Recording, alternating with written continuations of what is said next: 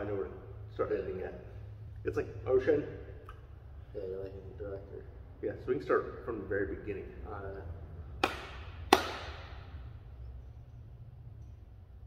What was the first question I asked? How much money? Yeah. Alright, here.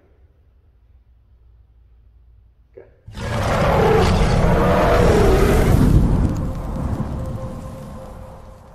Here's a good question I want to ask. Okay, this is a little bit different, but how much money do you think it costs to build a successful gym? And what does it depend on, and what are you looking for? Well, I mean, I literally had like $9,500 when I started, like total. Like I had $4 in my bank account, and then I got a loan from a buddy for $9,500 or whatever. You can do it for next to nothing, but it's gonna be harder. Obviously, the more money you have, the easier it's gonna be. So how much money do I think you would need to start like a successful, like booming business off the rip? Couple $100,000. So realistically, I mean, there's gonna be someone that's gonna watch this video and say, "Oh yeah, I mean, I did it. Like I did it the harder way. Doesn't mean it's the better way."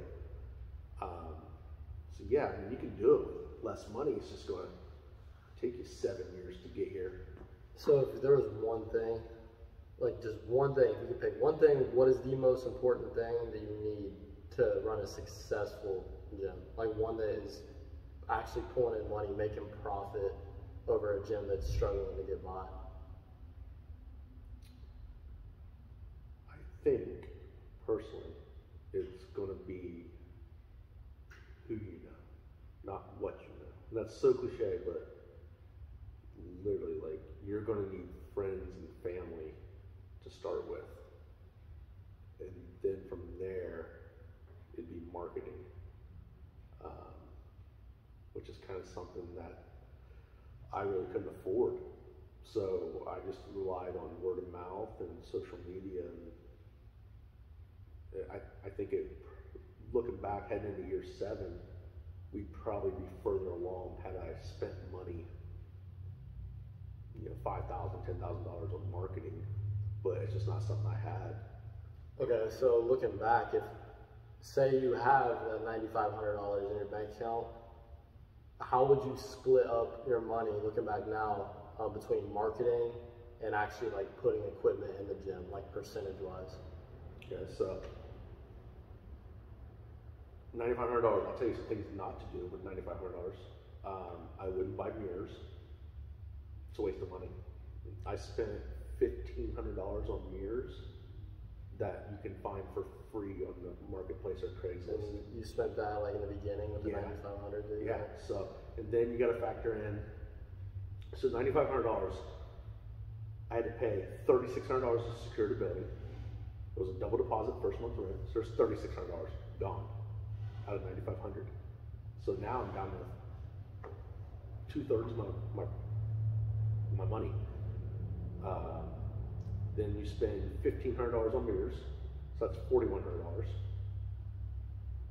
$5,100. Yeah. That's $5,100. I'm past 50%, and I've bought 2 things. Then so if the building's in rough shape like this one was, I had to paint it. That was $800. That was with me doing the work. That was me using my dad's discounted rate at the paint store, because I had to rent a lift, which was $100. Then I had to buy the paint. I had to borrow a sprayer off my dad, and then do the work myself. If you don't do it, to paint this building, you're looking at $3,000. So you spent $6,000 out of the $9,500 by now. Is there any weights in the gym yet? None. So you have a building that's been painted with some mirrors. Yes. Then you're going to need some type of flooring, which, looking back, I would have done it differently. We bought carpet because we were kind of just going to be personal training based, and so there was $1,000. Sorry about that. There was $1,000 in carpet. So where are we at now? 4,600, So you're about 5,400. Yeah. And you still have no weights in Still have no equipment. We haven't talked about the fact that you need a deposit for most every utility. There's another $400 gone. 74, 75? 7,500. We'll just call it 7,500. Yeah. So now you got $2,000 left to buy equipment. So what was one of the, so I'm pretty sure you were lucky enough to have some friends that gave you some equipment to start, right? Like Begged and borrowed. Yeah.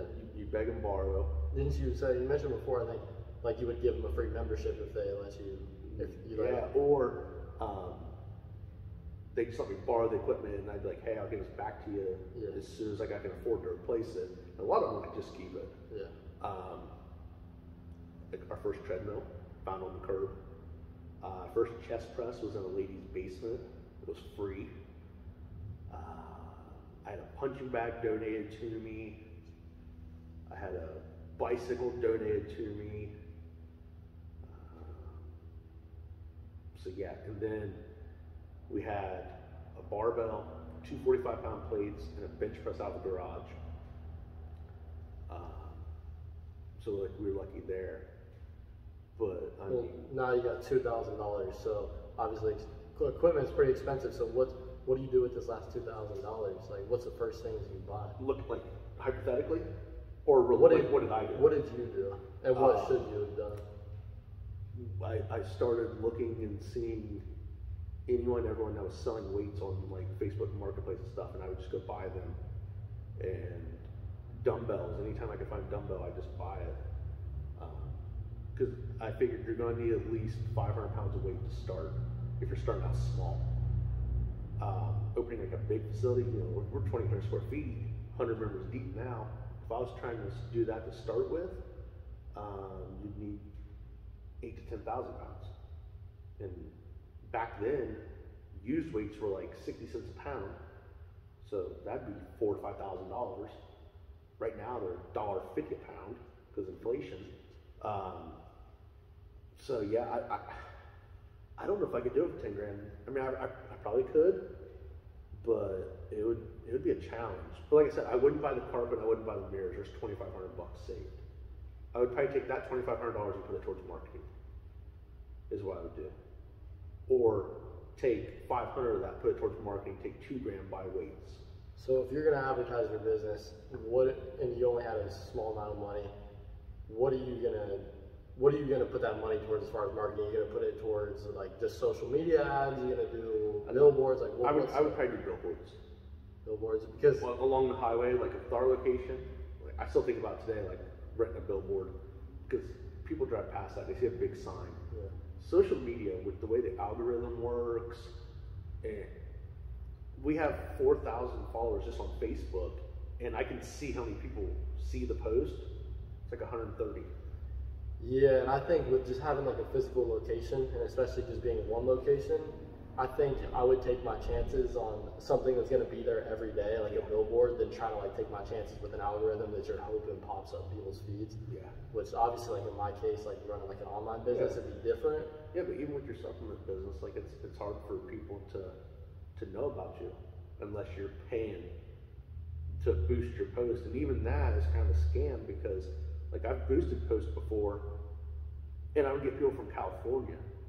Well, that does me no good, because I'm not selling a product, I'm selling a service. It's different. Like, I can't ship my gym to you. You can ship pre-workout to someone.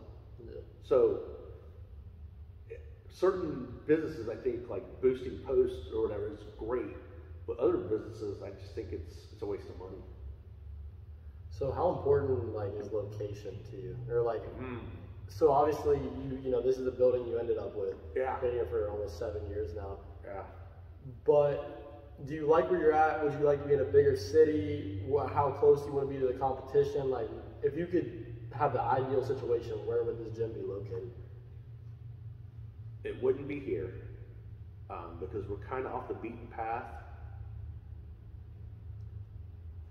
I think we missed out on a lot of traffic flow because there's people down the street that don't even know we're here. Like, when did you guys open? I'm like, 2015. We've been here 7 years. I've lived here. So that aspect, I would be in a different location. Big city, little city, I don't think it matters. I think you need to know Like how many gyms are in your town compared to like what the population of your town is?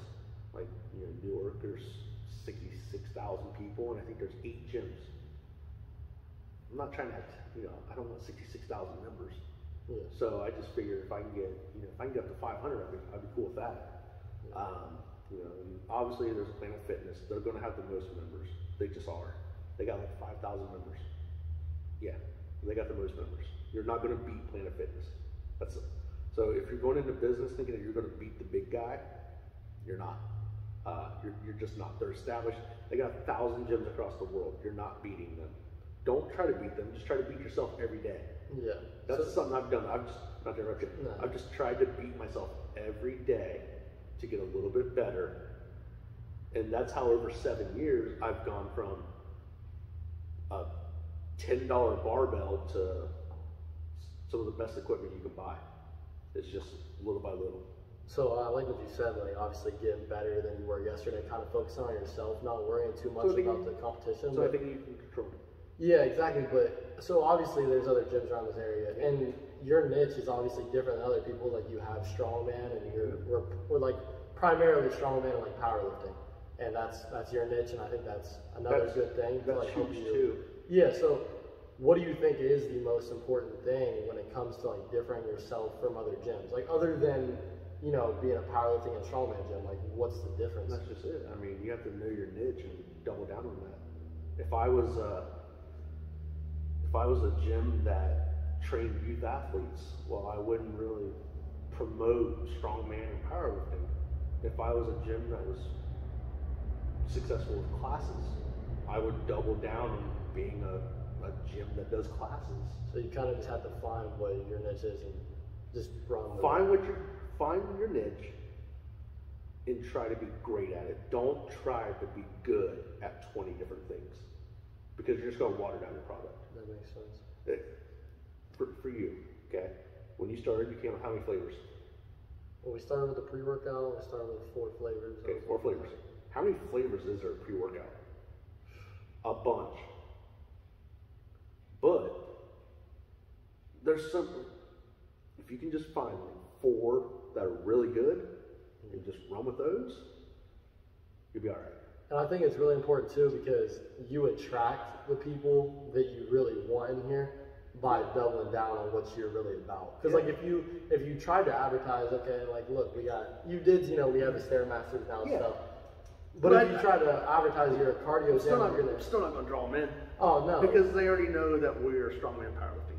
Yeah. Like the people, I think authenticity is huge. You cannot fake the funk. You can't pretend to be something you're not. Like if you're claiming to be a powerlifting strongman gym and you don't have a single competitive powerlifter or strongman, you're not a powerlifting strongman gym. If you don't have the equipment required, you know, Texas bars, 55-pound squat bars, belt squats, bands, chains, boards, competition benches, monoliths, like, I'm not saying you absolutely need those, but I'm just saying, like, for people who are serious about the sports, they're going to go where the equipment's at. That's just how it is.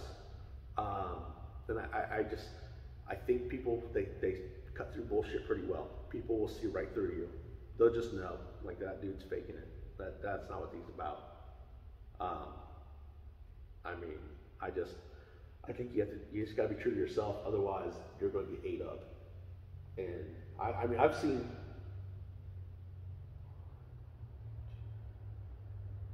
3 gyms have closed down since I've been open. Just nature of the beast. I mean, it's not for everyone. Business isn't for everyone. It's hard.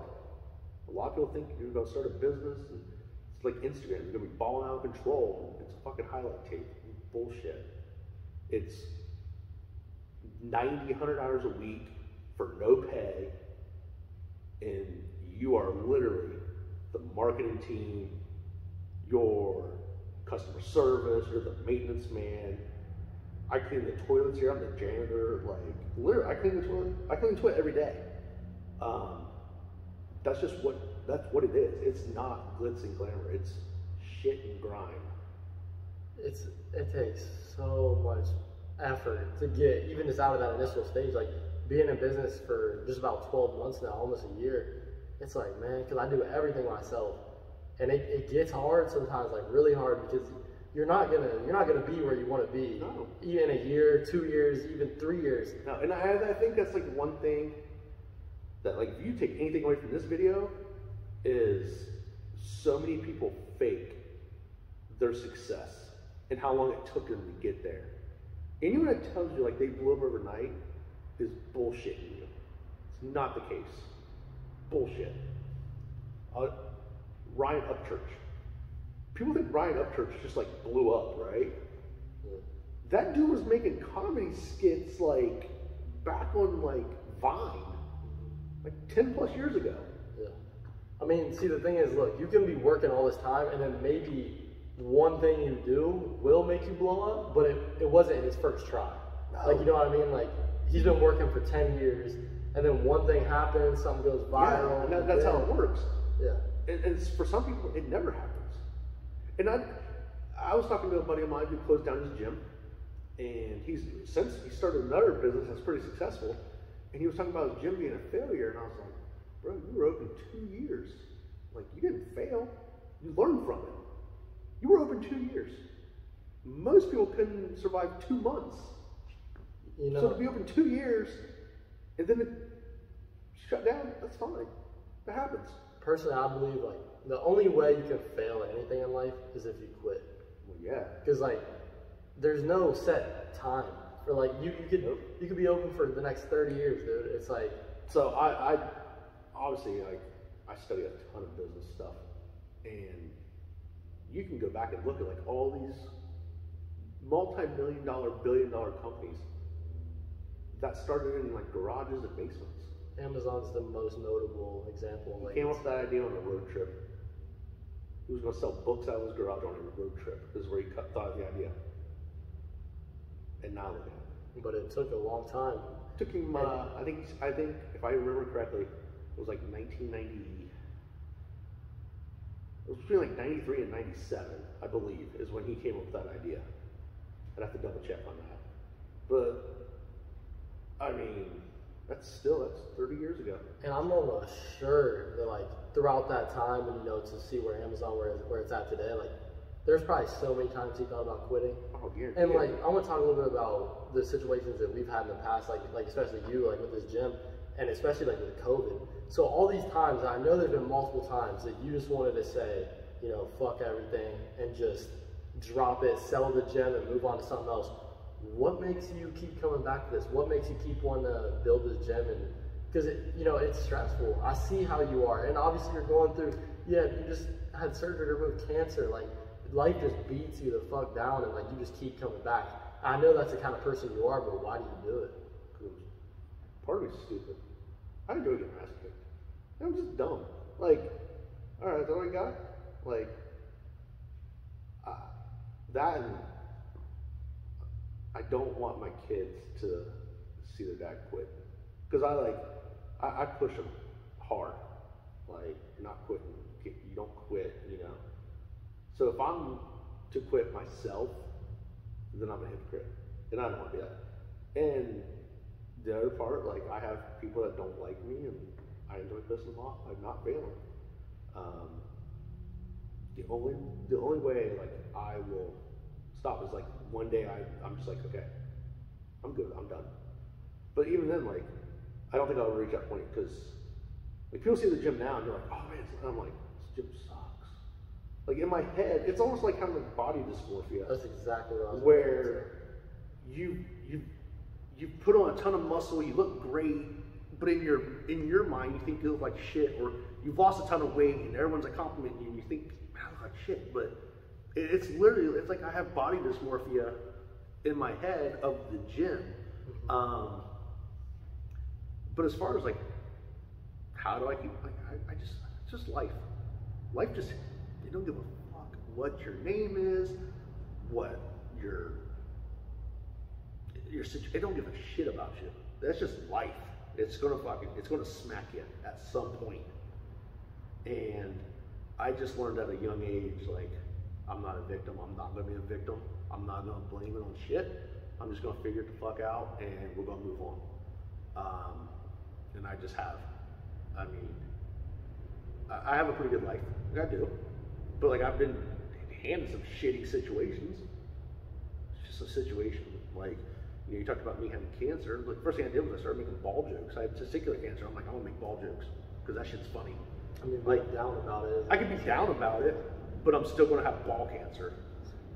Like, you can either make light of the situation and just kind of say, well, what happens, happens.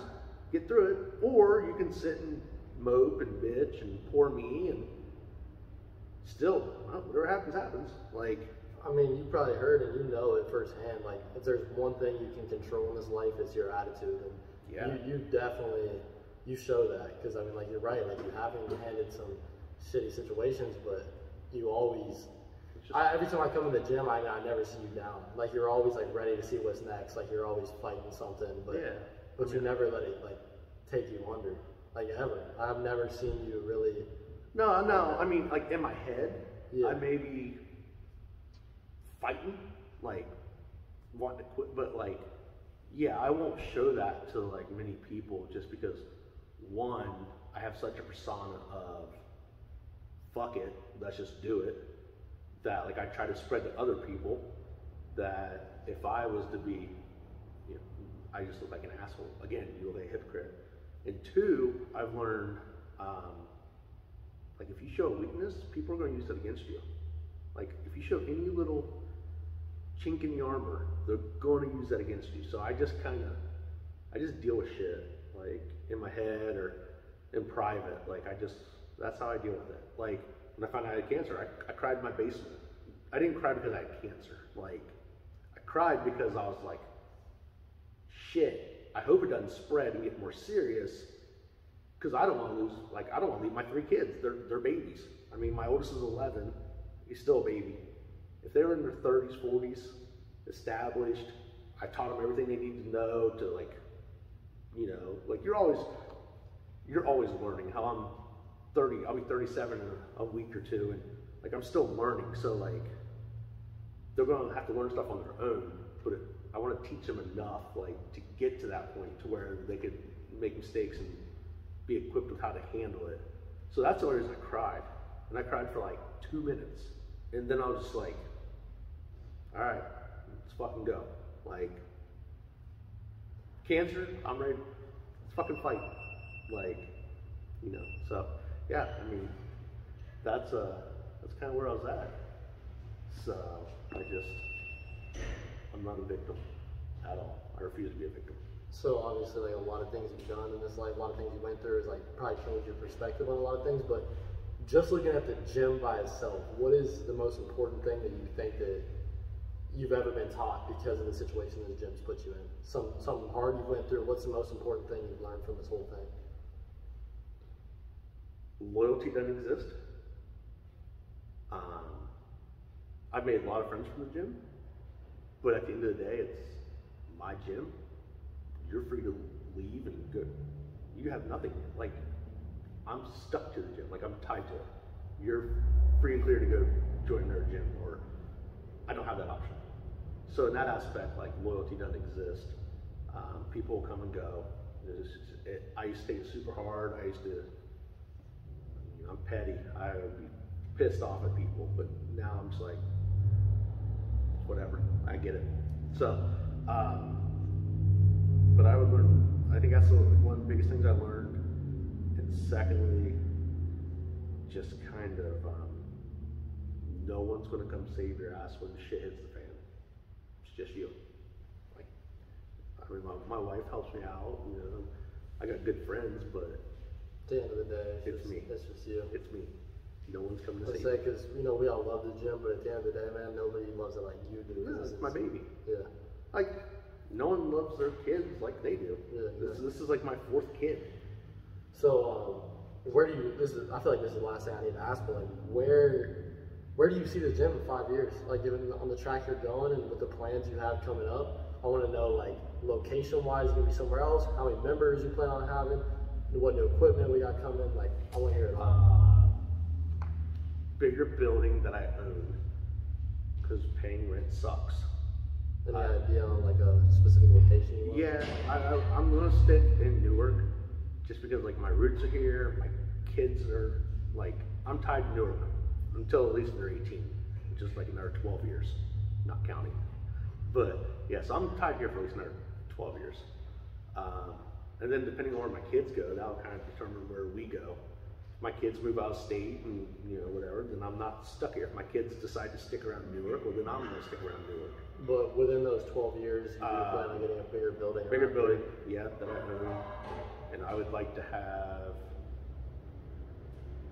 300 to 500 members at a bigger building.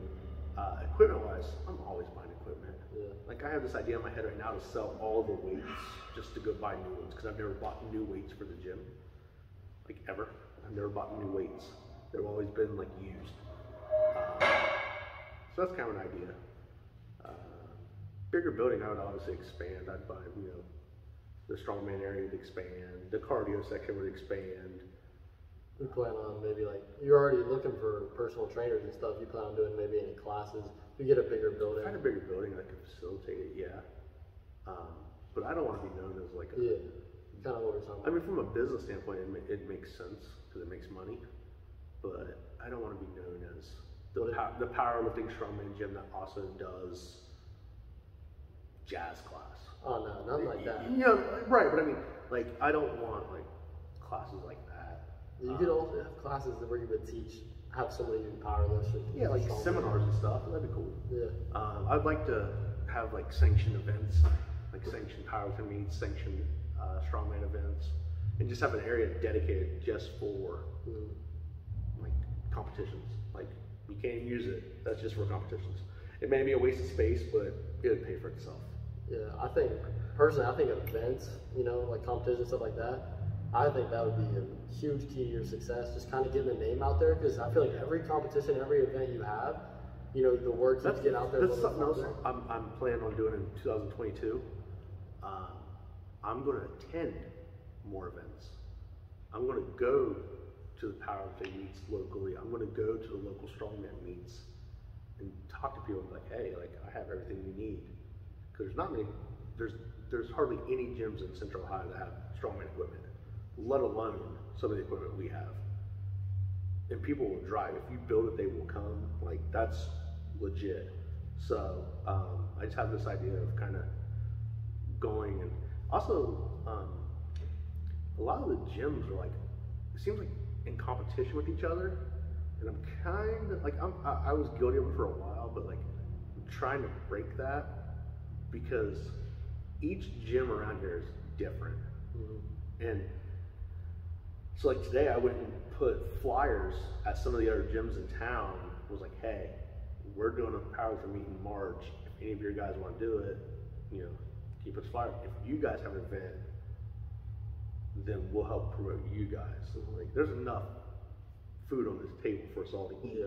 Especially if every gym is so different. Yeah. Y'all have your niche. Like I feel like everybody should find their place. Because not every person that comes here is a powerlifter or strongman. And not every person that goes to that gym is in the bodybuilding. Maybe they have a powerlifter or strongman there, they just don't know that we exist. So yeah, that's kind of the plans moving forward. It's always to get bigger and better. That's always the goal. So if you could pick one thing that's going to be the key to your success in the next 5 years, what would it be? One thing. Whether that's marketing or get more equipment or changing locations, whatever you think it would be. I think it's all of them combined. I don't think there's just... You could do it by myself. There's not just one thing. I think it's a combination of marketing, location, gaining knowledge, like both from a gym standpoint, because like I'm constantly watching, like Elite FTS videos, West Side Barbell videos, different, just to learn. Alan Thrall from Untamed Strength, I watch a lot of his videos. Mark Bell, just a lot of these dudes to learn, and then also like to keep learning from a business standpoint. Like my friend, Corey Gregory, like I latched onto him. Just one, I mean, he had a successful gym, but two, like he had a successful supplement company. I mean, he's co-founded Muscle Farm. now he's got another one that's doing pretty good too. So I just kind of, I watch like what people do, and even like if I'm not talking to someone directly, like I watch from afar, and I just see like kind of like how like they operate, and I take things, you know, like I learned to write goals every day from him, and that's just something I do. Like now I do it on my phone. I used to like hand write them, but now I just have them on my phone. Like I write goals every day for the day, the week, the month, the year, 10-year, whatever, lifetime. So I'm huge on goal writing.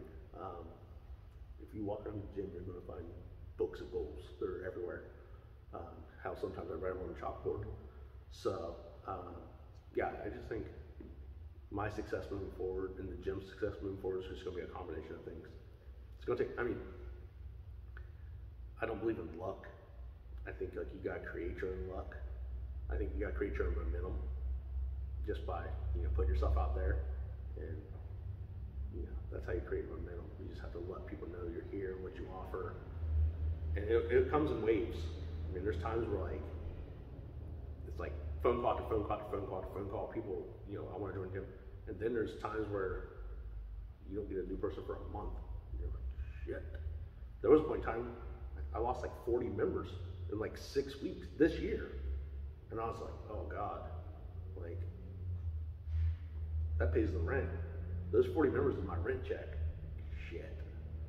But I think timed into the very beginning, like when you get your ass kicked, you either quit or you can punch back and figure out how to punch back real quick. So obviously this is a hard business to get into, but what would you tell somebody who is looking to start their own gym? Don't. No. Come up with a business plan. I didn't have that. I just winged it. Come up with a plan. Come up with a budget and triple that budget. Triple it. So if your budget's $100,000, you're going to need $300,000. Unless you're going to somehow build a business and not work, or build a business, work, and pay someone to run your business, especially a gym. You can either be here all the time like I used to be for 18 hours a day, or you can hire someone to be here 18 hours a day, which is going to come out of your pocket. So you're going to need the capital. So whatever your budget is, triple it. That's, some people say double it, triple it. Because what you think you're going to spend, you're going to spend more. I mean, we already went over numbers. You're going to spend way more. So that's my advice. So what should people expect? Let's say they buy all the equipment, you know, they think they have a nice gym. What should you expect? People are just going to come through the doors. You're going to be booming. Probably going to be a millionaire overnight. You're going to be an overnight success. False. No one's going to come. No one's going to come. I remember I had 20 members, 22. Like I literally remember when having 50 members was a goal of mine. Like I wanted to have 50 members in my gym. And at the time, I think he was charging like $20 a month. It's $1,000. Now granted, I was doing a lot more like personal training and like, so it was okay. But realistically, expectations, live like shit for 10 years. And then maybe, just maybe, it'll take off. That's the reality. And I think a lot of people don't give you the reality. I think they just, so much bullshit. And it's not even realistic. So just kind of be prepared to not make money to start. And then over time, you got to keep reinvesting too. That's why you're not going to make money. You got to keep reinvesting. Make it nicer, make it nicer. So you're going to be struggling for a while. Yeah. You got to keep pushing through. Yeah. That's just, I mean, I know some gym owners that have really slept in their gym or their car outside their gym. Like there's stories like that. That's probably not too uncommon either. No, it's more common than you think, but no one shows you a tape of them screwing up on, you know, plays. It's always a highlight tape. Mm-hmm. Show me the tape of them fucking up. That's how you're gonna learn how to have a highlight tape of success. It's from the tape of you not doing well. So, yeah, that'd be my advice. I think that was good. I think that just about sums it up. Yeah, so hopefully you guys learned some stuff and didn't get too bored with us. So. check him out. Leo Supplements. Yeah, you guys need any supplements? LeoSupplements.com, Leo Supplements on Instagram, Facebook. Got whatever you need. And obviously, Alpha Evolution here in yeah. Newark, Ohio. Been Still the baddest gym in town. Been here for about 4 years now. This is my first gym I ever came to, and you know, I hope it would be the last gym I ever come to, but we'll leave for the Air Force soon. Probably end up somewhere else for the next 6 years, but we'll find our way back here after it's all said and done. So make sure y'all check this place out for real. All right. So till next time. See you guys. My kid called me in the middle of that. What's up, man?